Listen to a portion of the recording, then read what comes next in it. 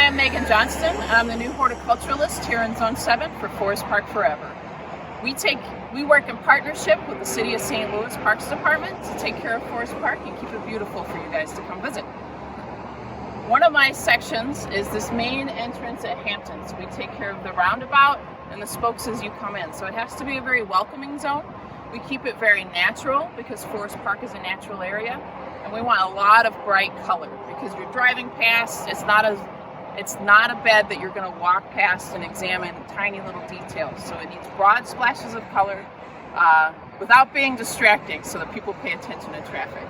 Some of the things that we use up here are this Blonde Ambition Bouteloua gracilis. So this is a native cultivar, and because it's a native, it's a tough plant. It has good survivability in Missouri. It likes dry heat, and that's one of the reasons we grow it. And the other reason is it has these cool little flowers that look like eyebrows or caterpillars. And they're very pretty, and they stay around through fall and winter, and so they add winter interest to your garden. Grasses sometimes are underutilized in the garden. The other thing we have is Achillea millifolia. This is yarrow. This selection is moonbeam yarrow. It has bright yellow flowers in the springtime.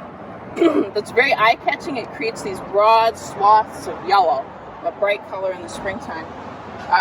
They're all done flowering for now, and so we've cut the flower heads back, but it still has this beautiful blue-green foliage, and it's a nice, neat little mound of foliage. They will rebloom a little, but it won't be as stunning as it was this spring. We use echinacea for a little pop of purple. The flowers are pretty, but also the seed heads are gorgeous. They have orange seed heads that are eye-catching from a distance. We keep these deadheaded through the summer so that they will continue to rebloom. About fall, we'll stop deadheading them and just let the seed heads develop, because the seed heads add a lot of winter interest to the garden. They're pretty with little snow caps on them. Also, it's great bird food. It's free bird food. The birds, goldfinches and other little birds will come and pick the seeds out all winter. Pollinators love this stuff. Bumblebees are always all over it, doing their rounds. We had annuals for color in here too. A couple of the annuals we use. There's an annual milkweed, and we use this Indian summer rudbeckia. So you can see here's the regular rudbeckia, black-eyed Susan. That's a perennial. This one's the annual, and you can really see the difference. This one has smaller flowers, and there's not nearly as many.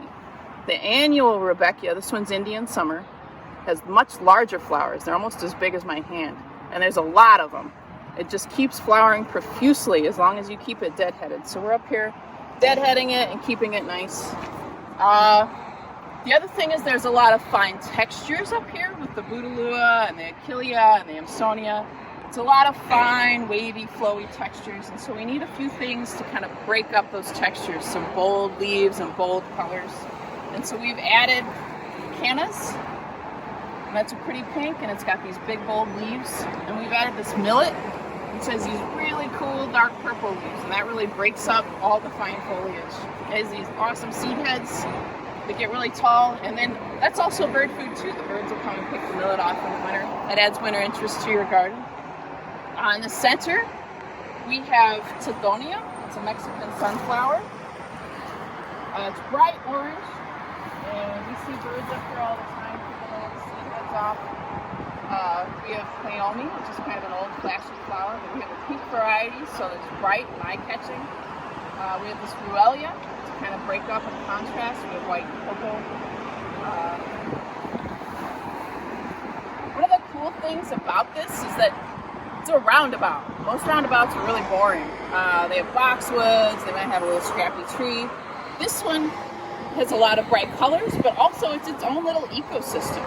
And so not only is it a roundabout in the middle of traffic, but we have all kinds of pollinators, bees, butterflies, hummingbirds, goldfinches come up here, and they can survive on just the few things that we have planted. And I think that's a really positive note for people who maybe don't have much space in your backyard, but you can still create a little ecosystem and attract wildlife to your backyard.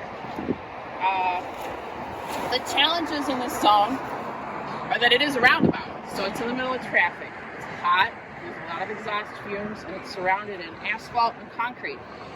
So the plants here have to be tough. These are tried and true plants. They're cultivars of native plants, and so they have good survivability up here.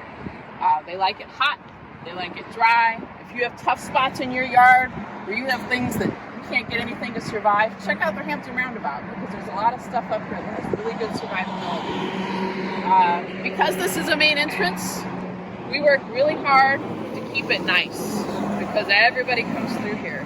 And so here at Forest Park Forever, all of us work really hard to keep the park nice for you guys to come visit, especially during these times. It's important to get outside. It helps relieve stress and helps with beautiful flowers.